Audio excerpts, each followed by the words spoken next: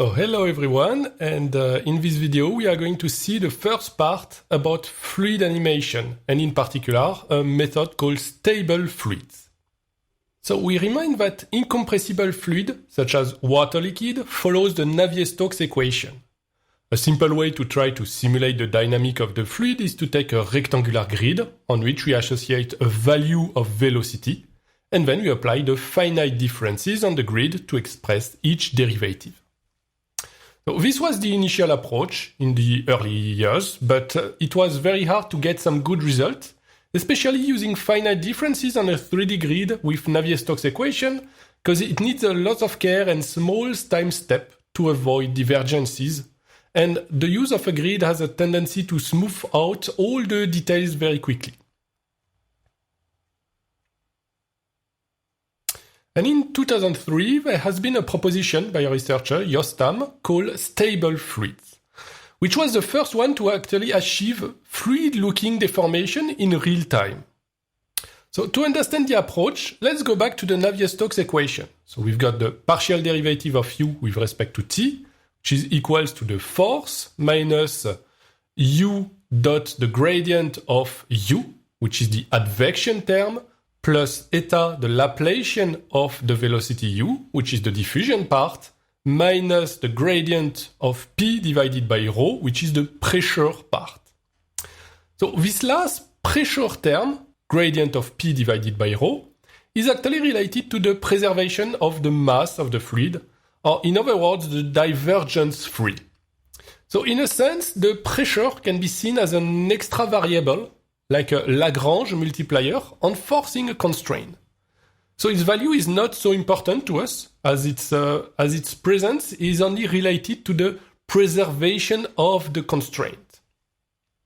So one of the main ideas is to say, okay, let's remove this pressure term and replace it by an explicit constraint where we are going to project, in a sense, the velocity field into a divergence-free velocity field. So if we call p this projection operator, then we can say that the derivative of the velocity u with respect to t is equals to the projection of the rest of the equation. And the second idea is to continue to split and treat actually each term of the remaining equation separately. So we have as input a velocity, uk at time k, and first we can integrate the external forces during a small time step to get a new field, u1 of k. Then we can apply the diffusion part on the velocity field, moving from u1 to u2. Then we can project this u2 to a divergence-free velocity field to get u3. And finally, we can advect the velocity.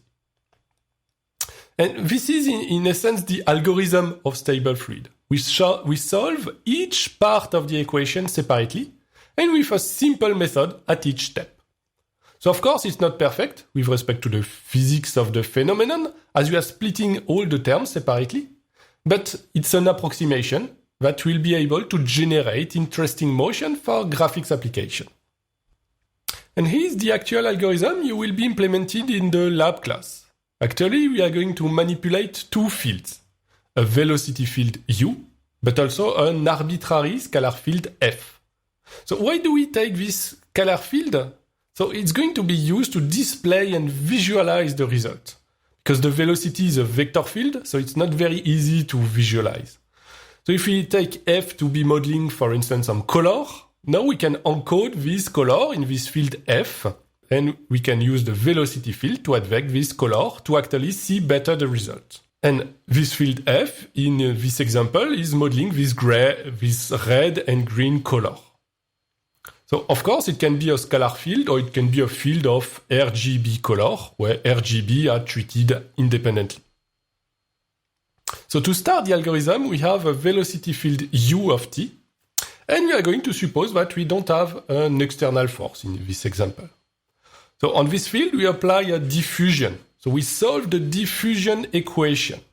So each vector of velocity is going to propagate in space in its neighborhoods. Then the second step is to transform this diffuse field into a divergence-free vector field.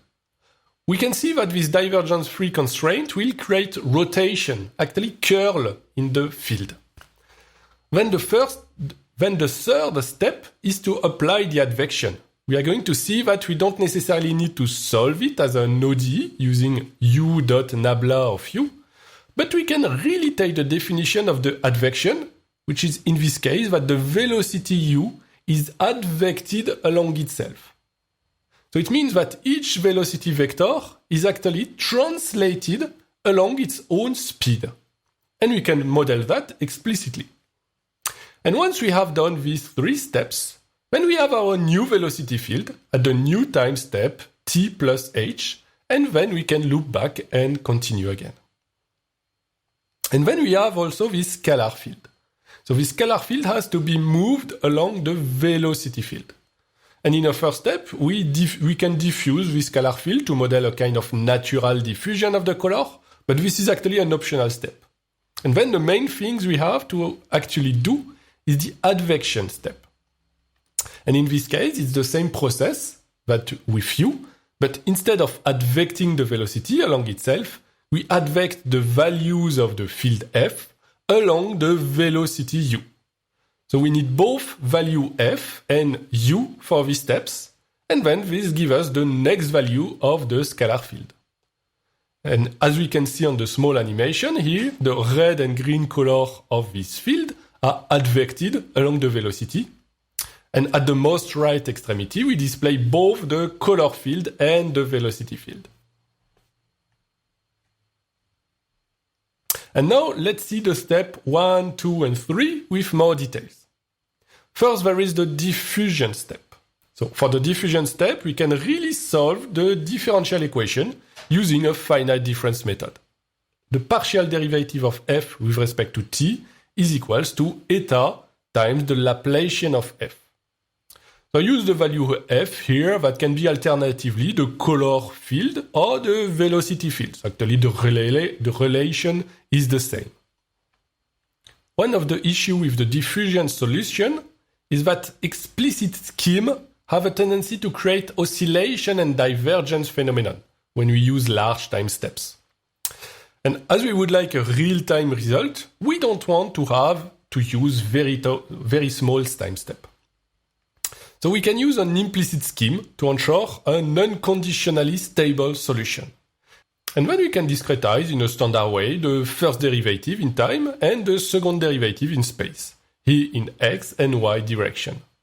We will suppose that we have a spatial step delta x and delta y is equals to 1 to simplify the formulation. Then we have this system with the unknown variable on the left, the value of f at time k plus 1, and the known value on the right, the current value at time k. So we could create the matrix associated to this linear system and solve it, but a very simple way to solve this system is to use Gauss-Seidel iterative method. And here the relation is very simple, as the system is sparse. And actually applying Gauss-Seidel method leads to the following scheme. So we initialize f of k plus 1 at f of k, so the known value. And then we iterate a few times along this relation. So in practice, we don't have to iterate a lot. We can take n max is equals to 10 or 15, and it's largely sufficient. Then let's see the third step, which was the advection. So the advection is the displacement of the function along a given velocity u. So we saw that we can advect a scalar field along u, or we can even advect the velocity field along u itself. So one way to solve the advection would be to discretize this equation, but actually solving advection on a grid is not very efficient. We lose a lot of details and the resolution can lead to divergence. So instead of using the partial differential equation, we rather aim at modeling the advection as a translation of the values of the field along u. So a naive idea would be to translate each value of the grid along the velocity, but in this case we may not be sampling very well our new grid. Some cells may receive multiple values, while other cells may not receive any values. So a common approach to avoid this is to work backward. We actually aim at a given sample on the grid, like at position P, and look at the value that should be advected to P. So for that, we are going at the position P previous, which is equals to P minus delta T times V. Because the value at position P minus delta T times V is the one that will be translated to P after a time step delta T. So of course, this value pprev is not necessarily an integer position on the grid on which we can directly read the value. So we can actually interpolate its value, typically using a bilinear interpolation. And note that here we did a direct jump backward along delta TV, as it's very simple, but for more precision, we can also use numerical scheme like several steps of Runge-Kutta to have a better precision to compute this advection. And the last step we haven't discussed yet is the projection on the divergence-free vector field. Here is an example of advection applied on a field that exhibits a local translation on the top. This field is not divergence-free, and if we look at the result of this advection, it actually extends and compresses some part of the texture. So we show what happened after we constrain this field to be divergence-free. Then the texture doesn't anymore compress nor extend, and it typically creates this curl pattern where the fluid rotates, and we can see this rotation on the velocity field also. But how can we perform this projection on an arbitrary field onto a divergence-free constraint? Let us consider a general vector field W that doesn't have a zero divergence.